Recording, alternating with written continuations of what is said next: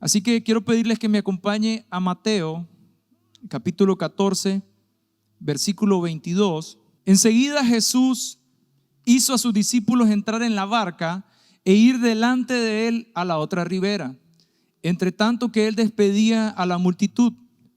Despedida la multitud, subió al monte a orar aparte, y cuando llegó la noche estaba ahí solo.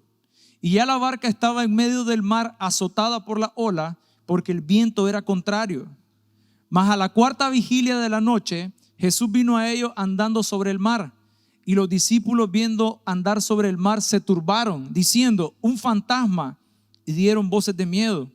Pero enseguida Jesús les habló diciendo: tened ánimo, yo soy, no temáis. Entonces le respondió Pedro y dijo: Señor, si eres tú, manda que yo vaya a ti sobre las aguas. Y él dijo: ven. Y descendiendo Pedro de la barca, andaba sobre las aguas para ir a Jesús. Pero al ver el fuerte viento tuvo miedo, y comenzando a hundirse dio voces diciendo: Señor, sálvame. Al momento Jesús extendió la mano, asió de él y le dijo: hombre de poca fe, ¿por qué dudaste? Y cuando ellos subieron en la barca, se calmó el viento.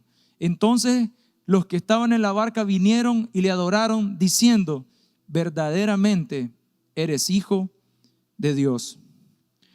Esta historia se está desarrollando en el lago de Galilea, que también se le llama Mar de Galilea. Y es interesante que la última historia que estuvimos compartiendo también se desarrollaba en este mismo lugar. Por lo que, para iniciar, me gustaría darles algunas características. Este es un lago de agua dulce y la extensión de norte a sur, en el caso de la imagen es de arriba hacia abajo, es de 21 kilómetros.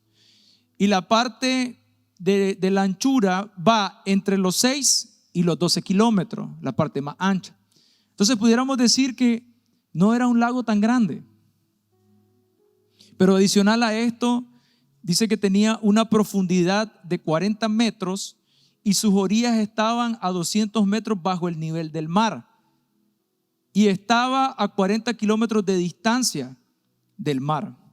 Adicional, estaba rodeado de colinas, despeñaderos y llanura.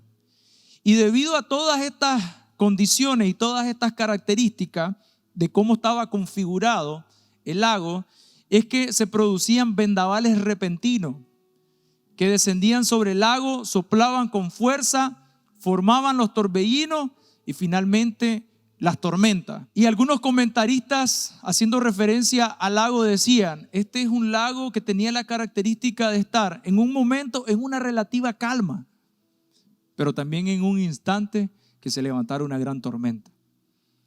Y otro decía: en ese lago se forman tormentas breves, pero violentas. En todo lo que es la orilla del lago o todo el borde va a haber muchos como puntos negros.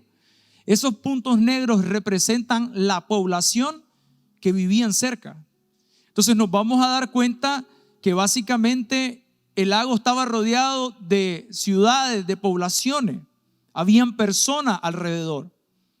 Y una de las cosas común en esa área es que para moverse de un lado a otro salía más fácil cruzar en una barca que ir caminando y dar la vuelta. Pero también el lago representaba el medio de sustento para esas personas, porque se dedicaban a la pesca y era la parte económica para ellos. Y en este lago aconteció una gran cantidad de milagros, porque Jesús constantemente estaba cruzando de un lado al otro para compartir las buenas nuevas. Y su fama se expandía y venían muchas personas. Entonces lo que vamos a ver es que estar en el lago tenía un propósito. Número uno, como lo compartimos hace un par de semanas, cuando el Señor dice: vayamos, crucemos, pasemos hacia el otro lado, había un propósito. Y era que el endemoniado gadareno recibiera a Jesús, fuera libertado, y a través de él toda la región de Decápolis, que significa 10 ciudades, conocieran las buenas nuevas. Entonces cada vez que iban a cruzar había algo al otro lado, que era un propósito de compartir las buenas nuevas. Sin embargo, también hay otro propósito, que este es para los discípulos. Y es que cada vez que ellos tenían que cruzar, algo iba a pasar que iba a llevar su fe a un nuevo nivel. Entonces, entre estas dos historias, la que está en Mateo 8, del 23 al 27, y la que estamos leyendo ahorita, vemos algunas cosas en común. Un largo día de predicación, un largo día de enseñanza sobre fe, pero que termina con primero un rompimiento de paradigmas de cómo debemos hacer las cosas, porque después de un día largo de trabajo uno dice, bueno, ahora hay que ir a dormir, hay que descansar. Pero Jesús dice, no, hay que seguir trabajando, hay cosas que hacer, tenemos que ir a la siguiente etapa de acuerdo al propósito, tenemos que cruzar hacia el otro lado. Entonces, en vez de descansar, ellos toman la noche para cruzar. Y en ese proceso se levanta una tormenta que el principal propósito es traer un temor y angustia en ellos. Pero recordemos, aquí ya había pasado un cuánto tiempo de esta primera historia o este primer momento en que los discípulos están con Jesús en la barca, y teniéndolo a él ahí, se frustraron y finalmente pues fueron confrontados por el Señor, y el Señor les dijo, ¿por qué no tienen fe? Y ahora están en una situación similar, pero hay una diferencia. La diferencia es que Jesús no está con ellos físicamente. Y ellos comienzan a vivir una experiencia que es lo que queremos compartir hoy, que se vuelven en piezas clave para poder traerlas a nuestra vida y podamos accionar y podamos ver en qué cosas necesitamos accionar de acuerdo a lo que ellos hicieron, pero también que podamos aprender de algunas cosas que ellos no hicieron bien, pero que hoy nosotros, con la ayuda del Señor, las podemos hacer bien. Amén. Entonces, vemos a Jesús que en el contexto se acaba de dar el milagro de la multiplicación de los alimentos. Y 5,000, por lo menos hombres, a esto adicional, mujeres y niños, fueron alimentados. Jesús tiene todo un día donde está predicando y él dice, alimentemos a la multitud. Inmediatamente los discípulos dicen, pero ¿cómo vamos a hacer esto? Si solamente tenemos pan y unos cuantos peces. Y Jesús dice, ordenen a las personas, acomódenlos, tráiganlos. Oró y dice, repartan. Y sobró. Ahí ellos están siendo parte de un milagro. Hay algo que comienza a acontecer en su interior, donde ellos están asombrados por lo que Jesús había hecho. Pero pasando eso, dice el Señor, vayan, crucen, adelántense. Y Jesús lo que hace primero es despedir a la multitud. Cuando Él despide a la multitud, lo que vemos es una separación entre la multitud y los discípulos. Y una de las cosas que caracteriza a la multitud es que en la mayoría de los casos ellos se acercan solamente para satisfacer sus necesidades. La multitud va buscando que se le resuelva algo. Y déjeme decirle que de alguna manera todos nosotros pasamos por ahí. Por lo menos en mi caso puedo decir que así es. Yo vine como parte de la multitud, tenía una necesidad y no importaba dónde buscara, escuché del evangelio, hubo algo que me llamó en mi corazón, vine y recibí lo que estaba buscando. Pero eso solamente fue el comienzo. Porque luego están los discípulos. Y los discípulos son aquellos que están cerca del Señor sin buscar algo, simplemente con un corazón dispuesto para ser enseñado. La motivación es diferente. Pero la promesa del Señor es que cuando nosotros estamos como discípulos con ese corazón para aprender, para ser formado, Él no solo va a responder en esas áreas, sino que también nos va a bendecir en todo aquello que nosotros necesitamos. Y tenemos que pensar nosotros dónde nos encontramos hoy. ¿Estoy siendo parte de la multitud o estoy siendo parte de los discípulos? Y si hoy estoy siendo parte de la multitud, lo que tengo que hacer es solamente disponerme. Y para ser discípulo solamente se requiere de un corazón que se dispone. ¿Cuántos corazones están dispuestos hoy para seguir al Señor? Dígame amén. Eso es lo que se necesita. Lo segundo que Jesús hace una vez que despide a la multitud es que Él sube al monte a orar. ¿En qué momento hay una mayor intensidad de búsqueda que yo tengo de Dios? ¿Cuando todo está bien o cuando las cosas están complicadas? No me conteste. Pero yo creo que usted, al igual que yo, diríamos cuando las cosas están más complicadas. Podemos reconocer que la forma que oramos, la secuencia, la frecuencia con lo que hacemos, la profundidad, ahí traemos la adoración, profundizamos en la escritura, hay intercesión, comenzamos a hablar de las cosas que el Señor hace. Hay algo diferente en el corazón y yo sé que es por una necesidad que tenemos. Y gracias al Señor porque Él nos responde.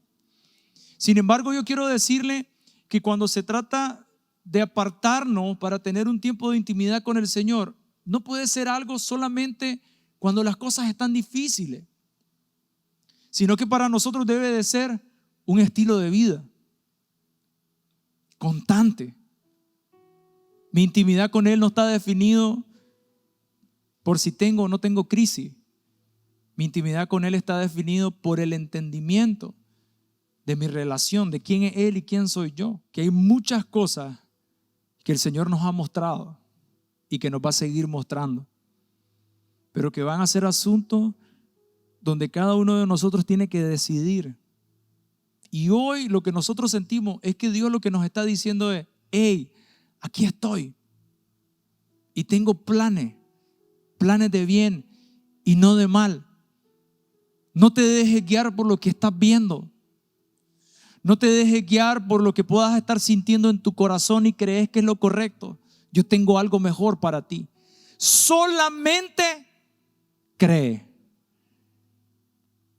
Pero luego Jesús lo que hace es que Él le dice a sus discípulos que vayan delante, que tomen la barca y que crucen. ¿Sabía Jesús que la tormenta se venía? Él sabía que venía eso. Jesús los dirigió a los discípulos, pero Él no los dirigió a la tormenta. Porque nosotros no podemos ver o pensar que tenemos un Dios que nos está mandando a las tormentas. No es esa la manera correcta de verlo. Lo que tenemos es un Dios que tiene propósito en todo lo que hace. Todas las cosas ayudan a bien a los que le aman, de acuerdo a su propósito. Jesús los mandó con un propósito. Lo que estaba pasando es que al cumplir el propósito se iba a levantar una tormenta. Pero aún la tormenta los iba a llevar a ellos a un nuevo nivel de fe. Y nosotros lo que debemos de tomar aquí es que hay que creer en nuestro corazón que Dios tiene el control de todo. Porque en nuestro caminar nos vamos a encontrar con muchas situaciones en la vida. Y aquí hemos estado hablando de milagros. Cuando estamos caminando, hay una expectativa en nosotros de que acontezca un milagro en nuestra vida. Pero también hay una expectativa de que nosotros podamos ver los milagros alrededor. Y en esta historia vemos muchos milagros, desde pequeños hasta grandes. El hecho de que Jesús pueda ver a sus discípulos a una gran distancia en medio de la noche, aproximadamente 6 kilómetros. El hecho de que Jesucristo pudiera caminar sobre el mar es otro milagro. Después vemos a Pedro caminando también sobre las aguas. Luego no solo Jesús está sobre las aguas, sino que sostiene a Pedro y los dos están caminando. El hecho de que cuando entran a la barca, la tormenta se calma. Jesús calmó los vientos. Había una autoridad. Eran milagros los que estaban pasando. Pero adicional, ellos habían visto cómo Jesús sanó personas, cómo convirtió el agua en vino, cómo reprendió la tormenta, no solo en esta ocasión, sino también anteriormente. Y lo más cercano, cómo había alimentado a 5,000, por lo menos los hombres, adicional, mujeres y niños. ¿Qué quiero decirles con esto?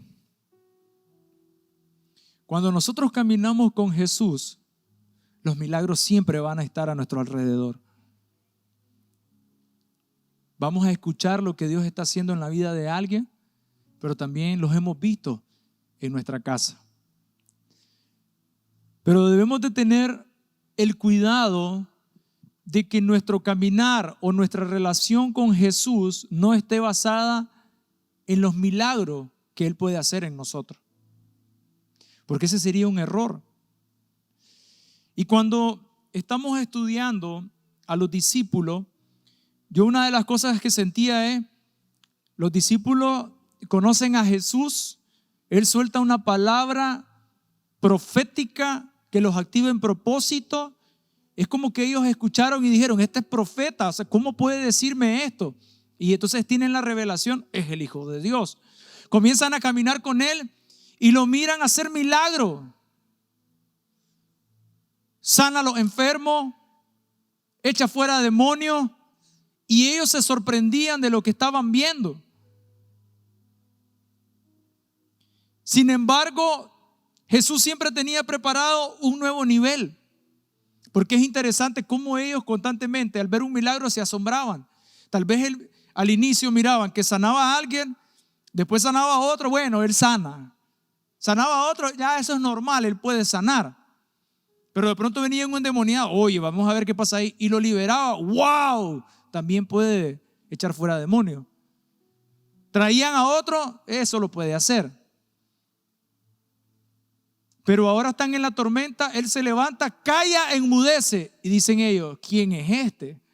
Se vuelven a sorprender, porque hay algo nuevo que conocen de Jesús. Y ahora, en esta situación, pasa lo mismo. Porque se sorprenden de verlo caminando sobre la agua y que cuando pone su pie en la barca, todo se calma. La pregunta para nosotros es, ¿cuántos milagros necesitamos ver para que se nos revele el Señor? Y lo quiero poner desde esta perspectiva. Nosotros no podemos o debemos tener el cuidado de no estar en nuestro caminar buscando constantemente los milagros.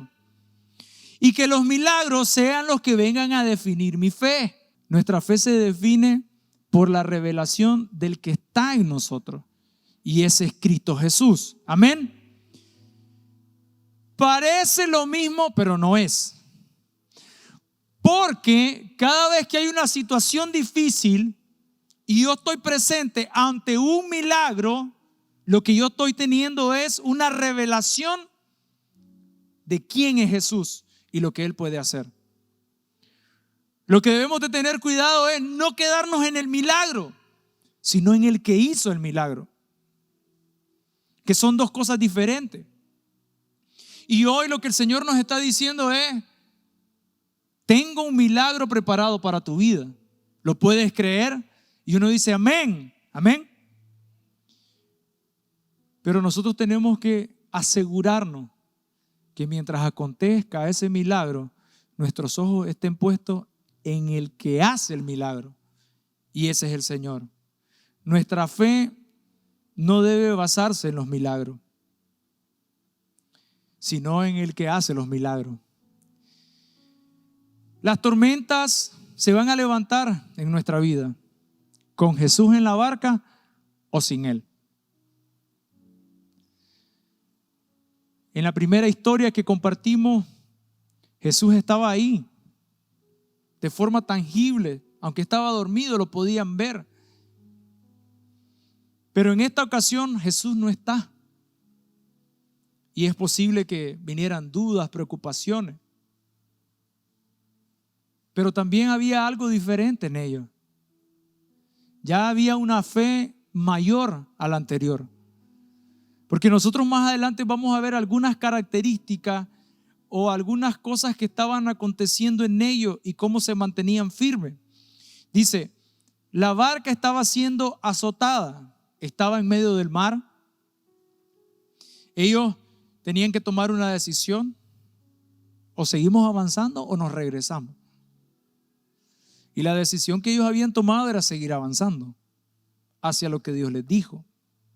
Los fuertes vientos estaban produciendo enormes olas y la barca estaba azotada, que la traducción de esta palabra es atormentada, no solo haciendo referencia a la barca, sino a lo que estaba aconteciendo en el interior.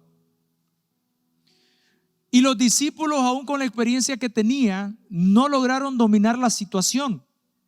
Ellos eran expertos en saber leer cuando se venía un problema, y lo mejor era retroceder. Pero en esta ocasión, cuando están con Jesús, todo aquello donde estaban limitados en sus conocimientos y forma de ver, Jesús lo que hace es que lo expande. Se rompe lo que era un techo para ellos, y aunque el conocimiento les estaba diciendo, hey, no deberíamos, había una palabra que lo sostenía ahora. Jesús dijo que cruzáramos, y si Él lo dijo, lo haremos. Y entonces ellos ahora estaban atravesando la tormenta, y mientras lo hacían, estaban creciendo en fe. Se estaban expandiendo por dentro. Y recuerden que más adelante Jesús iba a partir y ellos eran los que le iban a dar continuidad. Entonces ellos estaban siendo entrenados para algo mayor que venía por delante.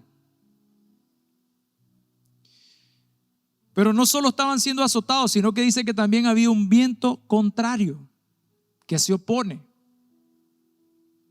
Eso es como remar contra la corriente.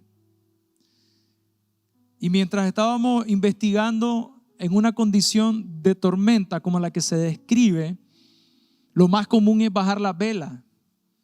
No podemos ni usar el viento para que nos empuje, sino que en este caso el viento los podía hacer que se diera vuelta a la barca o llevarlo en diferentes direcciones en las que ellos no querían ir. Entonces al final las quitaban y ¿qué hacían? Empezaban a remar. Y yo quiero que usted se imagine por unos segundos a usted remando contra la corriente.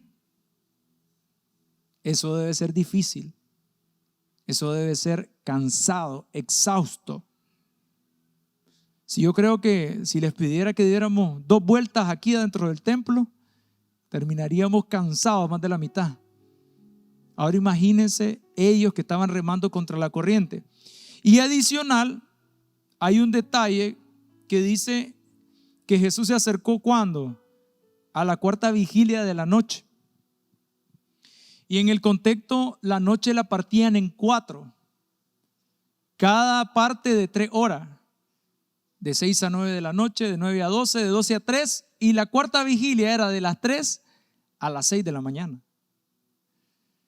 Básicamente ellos tenían 9 horas aproximadamente de estar remando, de estar intentando cruzar. Y no solo eso, estaban en la hora que es como cuando el cuerpo ya no soporta. Pero había algo que los sostenía a ellos, y es la palabra que Jesús les había dado. Y no solo eso, sino que ellos recordaron el momento que estuvieron en una tormenta difícil, pero que el Señor salió a favor de ellos. Entonces ellos están ahí y ellos también están con una expectativa. Dice que los discípulos en el versículo 48 estaban con gran fatiga. Esta palabra es cansancio, un estado corporal caracterizado por la falta de fuerzas después de una actividad o trabajo intenso. Hoy hay muchas personas en el mundo que están cansadas. Es posible que algunos de nosotros estamos aquí hoy y pudiéramos decir: pastor, yo creo en el Señor, Él es mi Dios, pero hay una situación en la que me he esforzado por mucho tiempo. ¿Qué no he hecho, pastor? ¿Cuántas cosas no he hecho? Día tras día, día tras día. Y hoy me siento cansado, hoy me siento cansada.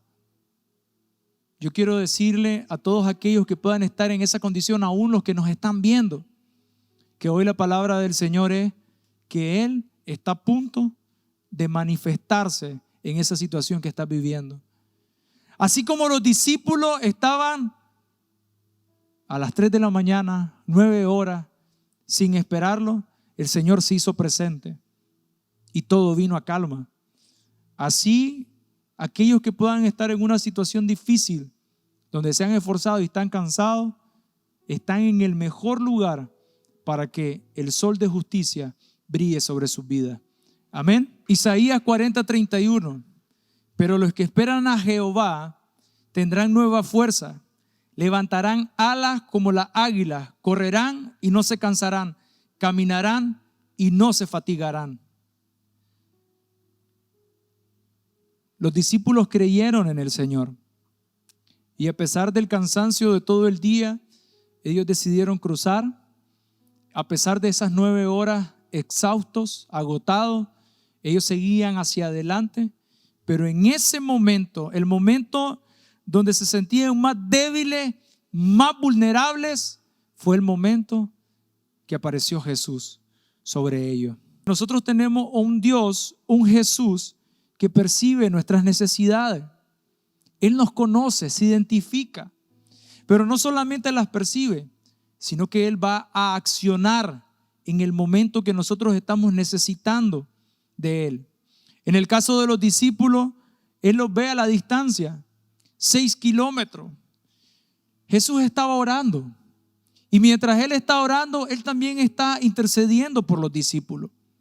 Así que cuando nosotros estamos en una situación y pareciera como que Jesús no nos escucha o no nos responde, quiero decirle que Él está atento y Él está intercediendo delante del Padre por cada uno. Y en su momento Él se va a manifestar. Él ve tu necesidad, Él conoce tus temores, tus preocupaciones y Él está en control de esa situación. Isaías 43:2: cuando pases por la agua, yo estaré contigo. Y si por los ríos, no te anegarán. Cuando pases por el fuego, no te quemarás, ni la llama arderá en ti. El Señor está con nosotros en todo momento. Y cuando hay una situación difícil, ahí Él se va a hacer presente también. Las tormentas que nosotros vamos a enfrentar tienen como propósito traer desánimo y temor. Primera de Juan 5:4: pero todo lo que es nacido de Dios vence al mundo. Y esta es la victoria que ha vencido al mundo: nuestra fe. ¿Cuál es la victoria que ha vencido al mundo? Es nuestra fe. Por fe nosotros recibimos a Jesús en nuestro corazón. Por fe nosotros le creímos. Por fe andamos cada uno de los días de nuestra vida. La fe es algo que está presente en nosotros. La victoria no se logra batallando en nuestra fuerza, sino por tener fe y ejercitarla. Cuando hay situaciones difíciles, lo primero es tratar de resolverlo a nuestra manera. Pero lo que necesitamos es fe. Y muchas veces la fe nos va a llevar a hacer cosas de una manera completamente diferente a lo que nosotros hubiéramos pensado. Y cuando hacemos eso, porque yo he estado ahí, hermano, vea que uno es confiado en lo que ya hizo. Pero cuando hay que hacer algo nuevo, a uno le tiembla todo. Pero cuando uno empieza a ver la mano de Dios, algo pasa en nuestro interior. Y cuando viene una tormenta más difícil, una situación más complicada, ya hay algo establecido en nosotros. Y es la fe. Las tormentas no se mandan a callar afuera. Las tormentas se callan dentro. La bonanza viene primeramente a nuestro interior, la paz. Y desde ahí comenzamos a generar un ámbito que transforma todo a nuestro alrededor. Dice que los discípulos se turbaron cuando vieron a Jesús andar sobre las aguas. Y esta palabra es aquel que se sorprende o queda aturdido. Yo no sé si alguna vez le ha pasado a usted, pero es como que quedamos desconcertados. Otra traducción es ser fuertemente sacudido. Había algo que estaba pasando en ellos, pero él no había calmado la tormenta externa cuando primero lo que hace es calmar lo que estaba en su corazón.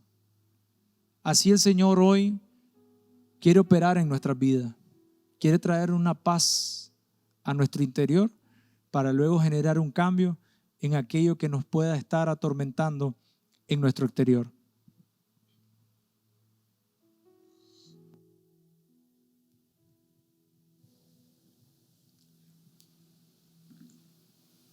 Me encanta leer estos dos pasajes porque algo que habla mucho en mi corazón es que en los momentos en que viene la adversidad, lo primero que va a tocar a la puerta es el temor. Y el temor, el objetivo es socavar. Y esa palabra se refiere a debilitar. Entonces el temor busca debilitarnos, socavar nuestra fe, robarnos la fe, para que pueda entrar la incredulidad, para que pueda entrar la duda, para que la incertidumbre, el desánimo tome lugar y nos haga rendirnos, nos haga retroceder en lo que ya Dios había declarado. Y en medio de las situaciones que podamos estar viviendo, lo primero que debemos de evaluar es eso. ¿Qué está tocando? Y tenemos que poner mucha atención, porque no debemos de darle el lugar para que Él pueda socavar y debilitar nuestra fe.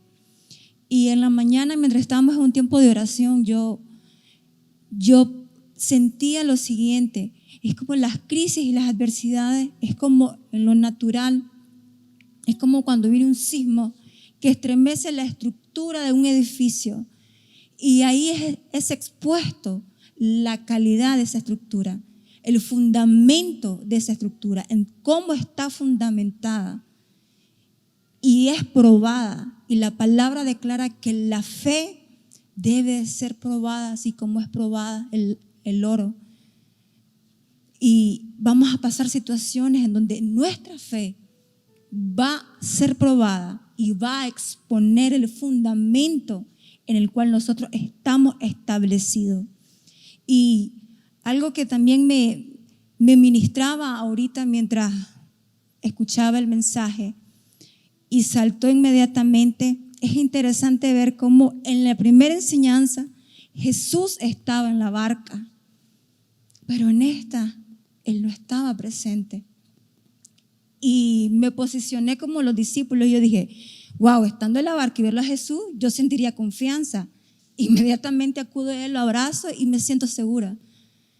Pero al saber que Él no está ahí, y comencé a sentir en mi corazón esa sensación de vulnerabilidad, de sentirnos desprotegidos.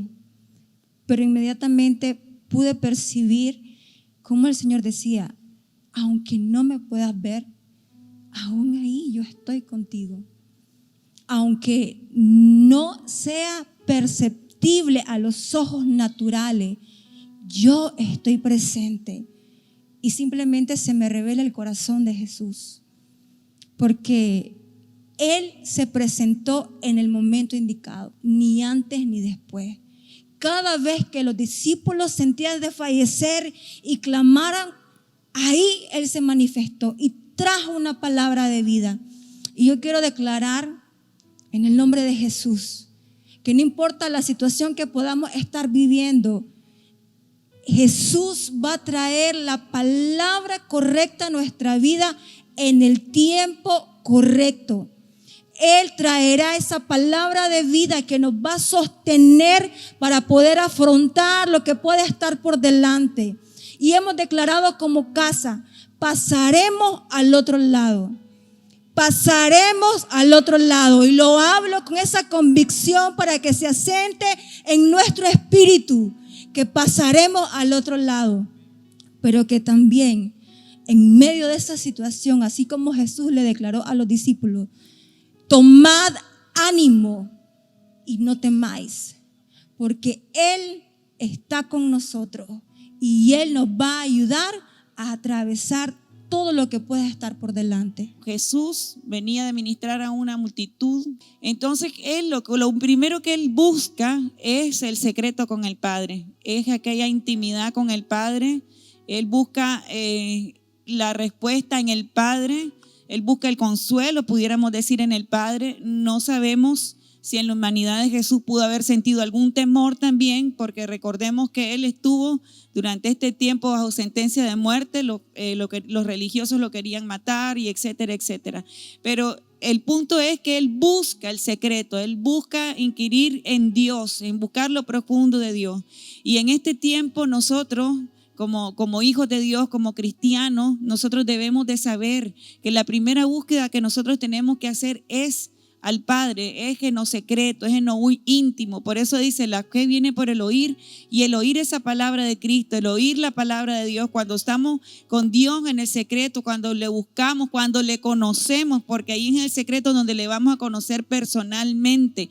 Es cuando somos fortalecidos en nuestra fe, es cuando nuestra fe, cuando está a punto de debilitarse, viene el Señor y nos da una palabra y nos fortalece. Ahora miramos a unos discípulos turbados, como dice, y ese estado de turbación es un estado de confusión, de angustia. No te permite tener una perspectiva clara de lo que está sucediendo. Ellos miraron a Jesús porque dice, y lo vieron venir andando sobre el agua. A Él lo vieron, pero se aturdieron, que se confundieron y dijeron, es un fantasma, y entraron en temor. Pero cuando nosotros estamos aturdidos en medio de las tormentas, en medio de la dificultad o la adversidad, no nos permite ver con claridad y tener la perspectiva correcta de lo que está pasando a nuestro alrededor, de lo que estamos viviendo, de los procesos, de lo que Dios está respondiendo, de la salida que Dios nos está dando. ¿Por qué? Porque no hemos buscado ese secreto. Jesús los estaba viendo aproximadamente a 6 kilómetros y Jesús no estaba turbado. Jesús ya sabía, porque ya venía de estar en la intimidad con el Padre. Él ya sabía lo que iba a pasar. Y recordemos, 100% Dios, pero 100% hombre. Jesús vivió nuestras debilidades porque Él voluntariamente renunció a su divinidad y vivió en la debilidad de nosotros. Entonces sintió hambre, sintió temor, sintió muchas cosas, pero Él se fortalecía en la intimidad con el Padre. Ahora, solo quiero hacer este énfasis. Dice que aproximadamente los discípulos tenían como 9 horas de estar batallando. No sé cuánto usted ha estado en una situación que le ha traído tal vez un desgaste, una turbación, una confusión, pero como decía la pastora Marcela, Dios llega justo a tiempo. Usted espere, confíe en el Señor, tenga fe en el Señor, porque de que llega el Señor, llega su respuesta, va a llegar. Entonces Pedro le dice a Jesús que ordene para que él pueda llegar hacia él. Y muy interesante esto, no le pide Pedro que calme la tempestad, porque la tempestad estaba ahí, estaba presente. Solo dice, yo quiero ir donde estás tú. Y algo impresionante esto, que Pedro recordó la primera clase, en la primera tormenta, que él tenía la capacidad de calmar la tempestad, pero esto fue otro nivel. Ahí podemos ver el crecimiento de fe de Pedro en ese nivel. Y otra cosa que me impacta fue que Pedro accionó en fe. Y Jesús le dice, ven. O sea, no le reprochó absolutamente nada, solamente ven. Y Pedro empezó a caminar y dimensionó su fe. Algo muy importante es que la duda puede llegar en cualquier momento. Empezamos a caminar en fe, a dimensionarnos en fe, pero la duda, tarde o temprano, puede llegar a visitar nuestra vida. Podemos llegar hasta conversar con ella, a decir preguntas, a expresarle al Señor muchas quejas, muchas cosas, porque entramos en un proceso de doble pensamiento. Y ahí fue la parte en que Pedro dudó, doble pensamiento. Pero algo importante que me hace a mí meditar mucho, y es que en la vida de Pedro y en la vida de cada uno de nosotros sobresalta la humanidad y la debilidad que tenemos, que solamente la mano del Señor nos puede levantar y nos puede sostener. Prácticamente la palabra del Señor dice en Juan 15:5: yo soy la vid, vosotros los pámpanos. El que permanece en mí y yo en él, este lleva mucho fruto. Pero dice, porque separado de mí nada podéis hacer. Y para cerrar esta parte, Jesús no calmó la tempestad, sino que tomó a Pedro, se metió a la barca, y dice la palabra que la tempestad se calmó. Es como lo contrario. Y en el original, cuando la tempestad se calma, es como que la tempestad más bien se cansó. Se cansó, porque cuando Dios está en el centro de nuestra aflicción, Él es nuestro escudo, Él es nuestro amparo, es nuestro pronto auxilio en la tribulación.